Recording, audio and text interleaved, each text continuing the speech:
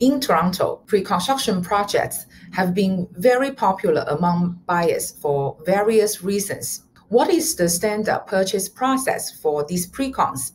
Hi, my name is Priscilla. I'm a real estate broker in the Greater Toronto area. Today, let's talk about pre-cons. In a couple big cities in Canada, such as Vancouver, Toronto, Montreal, pre-construction projects, especially high-rise condos, are really attractive to buyers.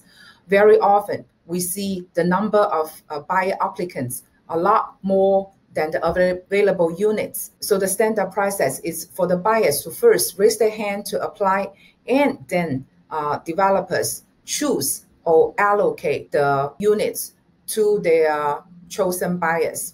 To start, first developer will release their launching information. Very rare that developers will promote their project directly to the buyers. It normally goes through brokers and realtors, real estate agents, to pass on this launching information. And realtors will take this information to promote to their prospective buyers. And then those interested buyers will submit the worksheet. Basically, worksheet reflects their desired models. And so they say that we want these units. And later, when developers gather all these applications, they will start to choose or allocate these units to selected buyers.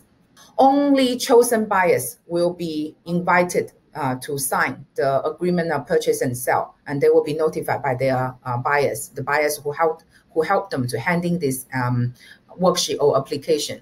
Buyers normally will be invited to the venue to sign, but after COVID, a lot of times this signing is done electronically by DocuSign or Cintiq Sign.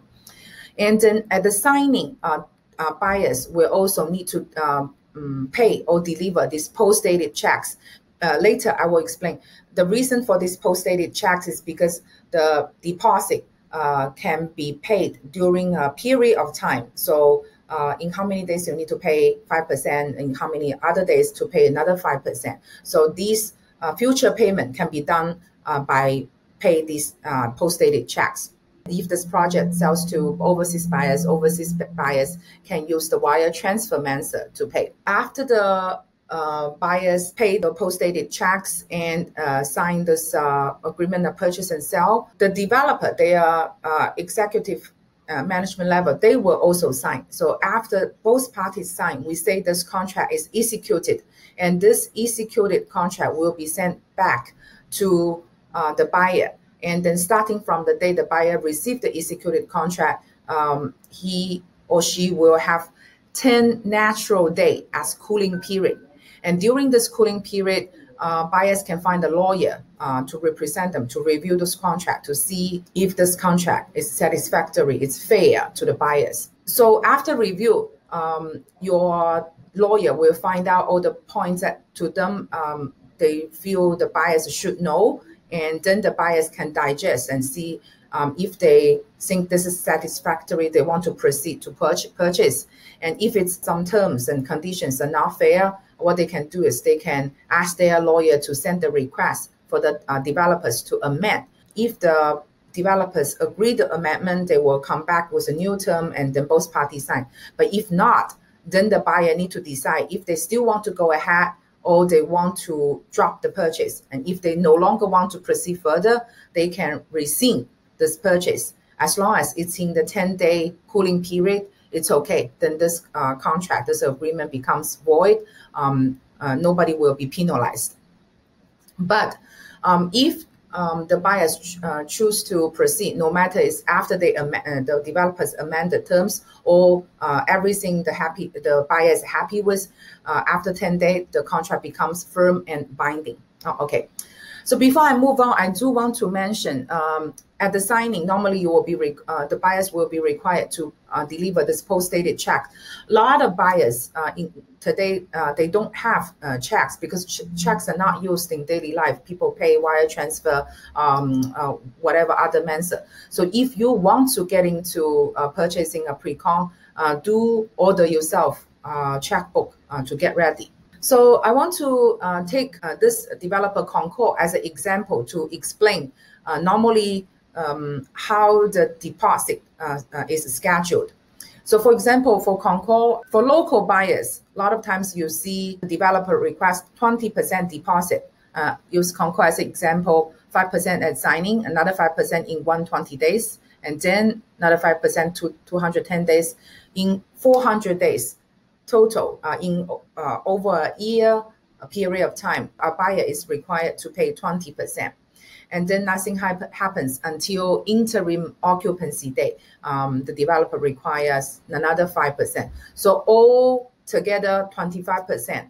But after purchase, you only need to pay 20%. Interim occupancy only happens like a couple months before final closing. So at the early stage, you only need to pay down 20% if you are a local buyer. For overseas buyer, a lot of times I see developers require 35%. So in this case, 35% within the first year and a half, 400 days. Okay, and then the rest, it's only at close to closing that you need to start to apply for mortgage. So each project, each developer, they will ask for different deposit schedule. 20% for local buyer is very typical, but there are some developers, such as venues. Sometimes I see them requesting only 15%, even 10%. So the lower the deposit, the more relaxed for the buyers to gather the finance resource, or if you're an investor, the higher leverage you can use to take advantage of the capital gain. Okay, so there are a couple key important dates that I want you to know. I call them a milestone. The first is occupancy notification. So when it's getting close to occupancy, the developer will start to send out email, some registered letter to the buyers to say our occupancy date is coming. So at this point, the buyers should start to shop around for mortgage, getting ready to apply for mortgage if you are not going to pay the full amount in cash. Then the developer will have 2 times opportunity to postpone the interim occupancy date. The last one is called final interim occupancy date. On this date, the physical construction of your unit is finished and the renovation is already done.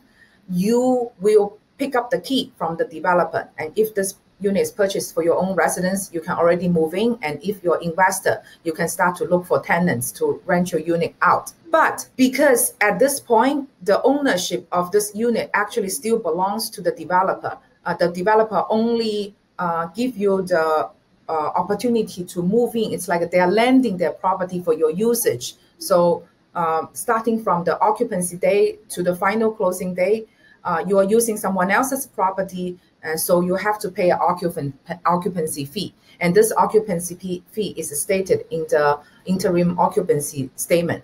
Interim occupancy day is only for you to start to use the unit. The ownership will only be transferred from the builder to the buyer on final closing date. So normally these 2 dates, they have something, couple months difference. The lower the level you are, the longer the interim occupancy date to the final closing date. If you are the high floor or even the top floor, your occupancy date and the final closing date will be very short. On final occupancy day, you've already done your mortgage shop, and then you find your financial institution, and on this day, your lender will provide the funds to the developer. And also on this day, your lawyer will register the title for you. And this is the day that the unit truly becomes under your name, becomes yours. Okay, so don't mess up the interim occupancy day and final closing day. Okay, so this is today's video. If you have any recent purchase or sale plan, please feel welcome to talk to me. I can cater the strategy for you. If you start to look for houses, I can cater the property search to include not just those great ones from MLS, but also some wonderful valued off-market properties. Looking forward to connecting with you soon. Bye-bye.